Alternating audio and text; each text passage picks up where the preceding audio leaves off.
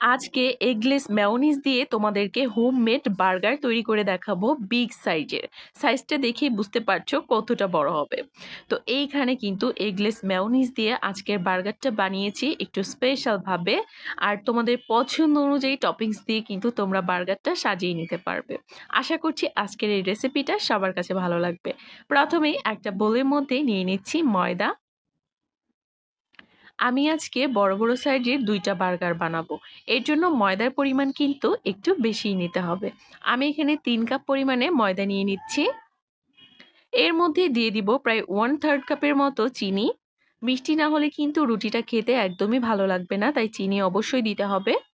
আর দিয়ে দিচ্ছি এখানে ২ চা চামচ পরিমাণে ইস্ট। ৩ কাপ ময়দার জন্য ২ চা চামচ ইস্টই যথেষ্ট। দিয়ে দিলাম স্বাদ অনুযায়ী লবণ 1/2 চা চামচের মতো। এখন সবগুলো উপকরণকে একসঙ্গে খুব ভালোভাবে একটু মিশিয়ে নিতে হবে।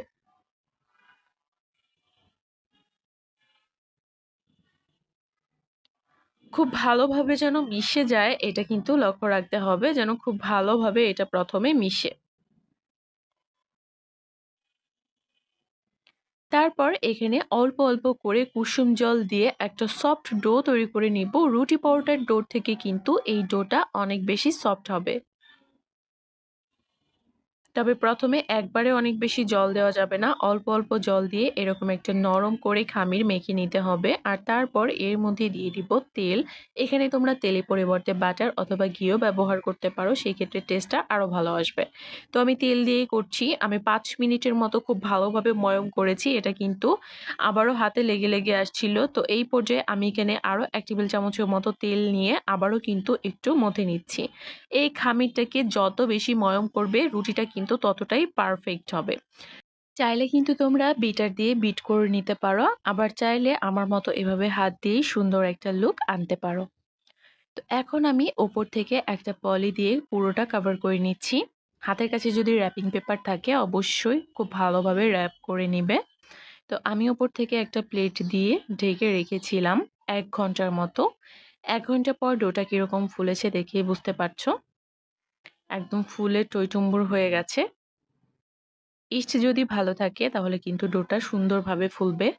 আর পাউরুটির এই খামিরটা কতটা সফট এটা কিন্তু তোমরা দেখেই বুঝতে পারছো। অবশ্যই সফট করেই কিন্তু মাখতে হয়। তাহলে পাউরুটিটা ভালো হয়। আর যত বেশি ময়ম করবে পাউরুটি ততটাই পারফেক্ট হবে। তো এই পর্যায়ে আমি এটাকে আরো কিছুক্ষণ ময়ম করে নিব। এখান থেকে আজকে আমি ২টা পাউরুটি বানাবো। যে প্লেটের মধ্যে পাউরুটিটা সেট করব ওই প্লেটে প্রথমে আগে একটু তেল মাখিয়ে নিচ্ছি, যেহেতু হাতে তেল লাগানোই আছে, নিচে থেকে যেন একদম লেগে না যায়। তো এখন এই খামিরটাকে আমি ২টা ভাগে ভাগ করে নিব। তো একটা ভাগ নিয়ে আমি খুব ভালোভাবে আরো একটু সময় ময়ম করব। এটা একটু তোমাদেরকে দেখে বুঝে নিতে হবে আমি কাজটা কিভাবে করছি। কিছুটা পরিমাণে আলগা ময়দা নিয়ে নিয়েছি আর তারপরে কিন্তু হাত দিয়ে প্রথমে একটু বড় করেছি। তারপর এখানে ২ হাত লাগিয়ে খুব ভালোভাবে একটু টেনে টেনে বড় করছি, মানে খুব ভালোভাবে এটাকে ময়ম করছি। তো পাউরুটিটা সেট করার আগে কিন্তু এভাবেই কাজটা করবে, তাহলে দেখবে লুকটা সুন্দর আসবে। ভেতরটাও একদম সফট হবে, পারফেক্ট হবে। মোটামুটি আমি গোল একটা শেপ কিন্তু দিয়ে দিয়েছি আর এখন উপর থেকে আরো কিছুটা ময়দা ছিটিয়ে আমি কিন্তু একটা শেপ দেওয়ার চেষ্টা করছি। একটু পরপর উপরে একটুখানি করে ময়দা ছিটিয়ে নিবে, যেহেতু এটা বেশ অনেকটাই মানে বড় সাইজের পাউরুটি, তাই এই কাজটা কিন্তু করতেই হবে। আর নিচের দিকে গিয়ে খুব ভালোভাবে মুখটাকে বন্ধ করতে হবে।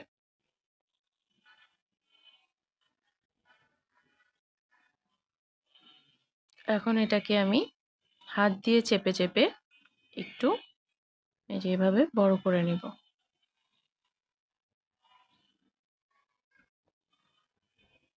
এটা ফুলে কিন্তু একদম প্লেটটা ভর্তি হয়ে যাবে। এটাকে এখন এভাবেই রেস্টে রেখে দিব। আর এই দিকে দেখো আমি চিকেনটা ম্যারিনেট করে নিচ্ছি। প্রথমে এর মধ্যে স্বাদ অনুযায়ী লবণ দিয়ে দিলাম, তারপরে দিয়ে দিলাম এখানে লঙ্কার গুঁড়ো। লঙ্কার গুঁড়োটা যার যার পছন্দ অনুযায়ী দিবে। গোলমরিচ গুঁড়ো দিয়ে দিলাম ১ চা চামচ পরিমাণে। সামান্য একটু দিয়ে দিচ্ছি টক দই।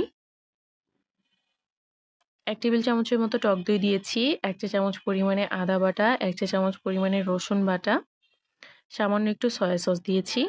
আর এখানে চিকেনের পিসগুলো কিন্তু বেশ অনেকটাই ছোট করে কেটেছি। একটা ডিমের সাদা অংশ এখানে দিয়ে দিলাম। খুব ভালোভাবে একটু মিশিয়ে নিতে হবে। আর ওইদিকে কিন্তু পাউরুটিগুলো আমি সেট করে রেস্টে রেখেছি ২ টাই। তোমাদেরকে আরেকটা দেখানো হয়নি, আরেকটাও দেখিয়ে দিব পরবর্তীতে। তো দেখো খুব ভালোভাবে মিশিয়ে নিচ্ছি। তো এখানে কিন্তু ডিমও আছে, তাই এটার টেস্ট অনেক বেশি ভালো আসবে। তো এই ফাঁকে চিকেনটা ম্যারিনেট করে রেখে আমি এখানে করে নিব মেয়োনিজ, এগলেস মেয়োনিজ। এর জন্য প্রথমেই দিয়ে দিলাম ২ প্যাকেট গুঁড়া দুধ। ৳১০ প্যাকেটের ২ প্যাকেট গুঁড়া দুধ দিয়েছি। আর সঙ্গে দিয়েছি গোলমরিচ গুঁড়া ১/২ চা চামচ পরিমাণে। আর এখানে একটা বাটির মধ্যে করে আমি একটু জল রেখেছিলাম ডিপ ফ্রিজে। উপরের দিকটা কিন্তু সামান্য একটু বরফের মতো হয়ে গেছে। এরকম সামান্য বরফওয়ালা জলই কিন্তু নিতে হবে এই মেয়োনিজটা তৈরি করতে হলে। বা এখানে তোমরা আইস কিউবও ব্যবহার করতে পারো। তো এর মধ্যে দিয়ে দিচ্ছি ১ চা চামচের মতো ভিনেগার, 1/4 চা চামচের মতো রসুন বাটা দিয়েছি।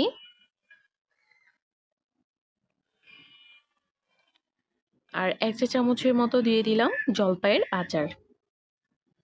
এখন ঢাকনাটা বন্ধ করে দিব। খুব ভালোভাবে ব্লেন্ড করে নিয়েছি। তো এখন এর মধ্যে তেল এড করতে থাকবো। তেল কিন্তু আমি এক ধাপে দিব না, বেশ কয়েক ধাপে দিব। ১ টেবিল চামচ করে তেল দিয়ে ৩ ধাপে কিন্তু আমি এটাকে ব্লেন্ড করে নিব। তো একবার ব্লেন্ড করে নিয়েছি, এটা অনেকটা ঘন হয়েছে। আবারও কিন্তু আমি এর মধ্যে তেল দিয়ে ব্লেন্ড করেছি। তারপর লাস্টে আবারও একটু ব্লেন্ড করে নিব। এর জন্য এখানে চিনিও দিয়ে দিলাম। চিনিটা সবার শেষে এড করছি। চিনি, ১ চিমটি লবণ আর চিনি এখানে দিয়েছি ২ টেবিল চামচের মতো। তো এখানে আমি আরও সামান্য কিছুটা পরিমাণে আচার দিয়ে দিয়েছি, জলপাইয়ের আচার। আবারও একবার ব্লেন্ড করে নিয়েছি। আর এই পর্যায়ে কিন্তু এটাকে আর ব্লেন্ড করতে হবে না, কারণ এটা অনেকটাই ঘন হয়ে এসেছে। তোমরা দেখলেই বুঝতে পারবে। দেখো কতটা ঘন হয়েছে, একদম পারফেক্ট একটা মেয়োনিজ কিন্তু তৈরি হয়েছে। তো তোমরা চাইলে কিন্তু এই পদ্ধতিতেই গ্রিল সস বানিয়ে নিতে পারো, হোয়াইট সস, গ্রিল সস। দেখো কতটা সুন্দর লাগছে দেখতে, কোনো রকম ডিমের গন্ধ ছাড়া এত মজাদার একটা মেয়োনিজ। এটা তোমরা বাসায় বানালেই বুঝতে পারবে। তো এখন আমি চিকেনটাকে ভেজে নিব। মেয়োনিজ, চিকেন এগুলো যদি রেডি থাকে তাহলে কিন্তু বার্গার বানাতে বেশি সময়ই লাগে না।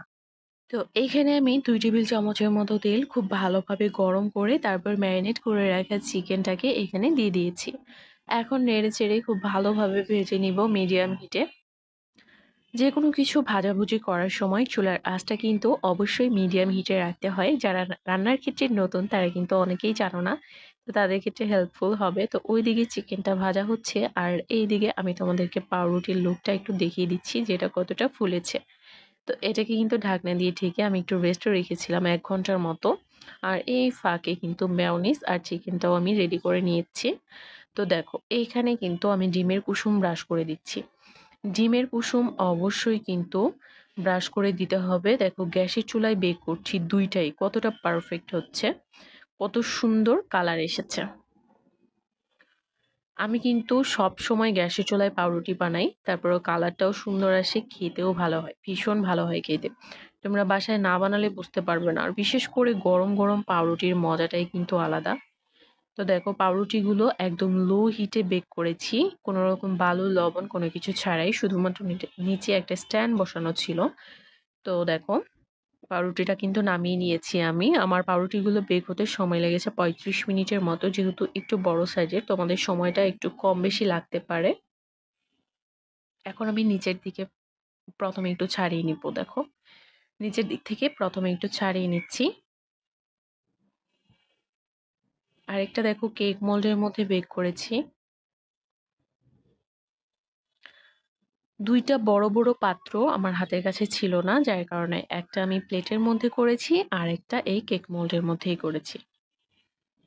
তো এখন কিন্তু আমি তোমাদেরকে রুটিটা কেটে ১ম এ একটু দেখিয়ে দিব যে আসলেই মানে কতটা সুন্দর হয়েছে ভেতরটা। ক্যামেরায় অনেকটাই ছোট মনে হচ্ছে, তাই না? কিন্তু এটা কিন্তু অনেক বড় একটা রুটি হয়েছে।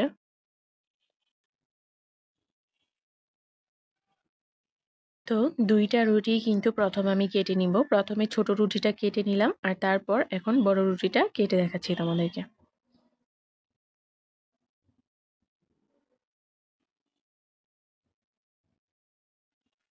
দেখো কতটা সুন্দর হয়েছে। একদম সুপার সফট হয়েছে বলতে পারো ভেতরটা। তো হোমমেড স্লাইস চিজ এটার রেসিপি কিন্তু আমার চ্যানেলে অলরেডি আপলোড করা আছে। তোমরা চাইলে দেখে নিতে পারো। উপরের অংশে কিন্তু আমি এভাবে চিজটা দিয়ে তোমাদেরকে জাস্ট একটু দেখাচ্ছি। তো এখন বার্গারটাকে সাজিয়ে নেওয়ার পালা। প্রথমেই আমি এখানে এগলেস মেয়োনিজটা দিয়ে দিচ্ছি। কতটা ঘন হয়েছে, কতটা পারফেক্ট হয়েছে আর এটার টেস্ট এত ভালো, তোমরা না বানালে বিশ্বাসই করতে পারবে না যে আসলেই আমি সত্যি কথা বলছি নাকি মিথ্যা কথা বলছি। এতটা মজার হয়। তো বাইরে থেকে খাবার কিনে খাওয়ার থেকে আমার মনে হয় যে বাসায় যদি এভাবে একটু বানিয়ে নেওয়া যায় তাহলে কিন্তু এটা অনেক বেশি স্বাস্থ্যকরও হয় আর ভালোও লাগে। আর এই যে সসটা দেখতে পাচ্ছ, এই সসটাও কিন্তু আমার বাসায় বানানো। যখন টমেটোর দাম কম থাকে আমি কিন্তু একসাথে ১৫ কেজির মতো কিনে সস বানিয়ে স্টোর করে রাখি সারা বছরের জন্য। চাইলে তোমরা সসের রেসিপিটাও কিন্তু নিতে পারো। সবকিছুই একদম অথেন্টিক। তো ওপর থেকে দিয়ে দিচ্ছি এখন চিকেন। আর তারপরে ওপরের পার্টটা দিয়ে দিলাম দেখো। এখন আমি ওপরের পার্টে সামান্য কিছুটা মেয়োনিজ লাগিয়ে নিব। এতে করে খেতে ভালোই লাগবে, ভীষণ ভালো লাগবে। তোমরা চাইলে কিন্তু ভরপুর টপিংস দিয়ে এই বার্গারটা বানিয়ে নিতে পারো। চিকেন ফ্রাইও কিন্তু চাইলে এখানে অ্যাড করতে পারো।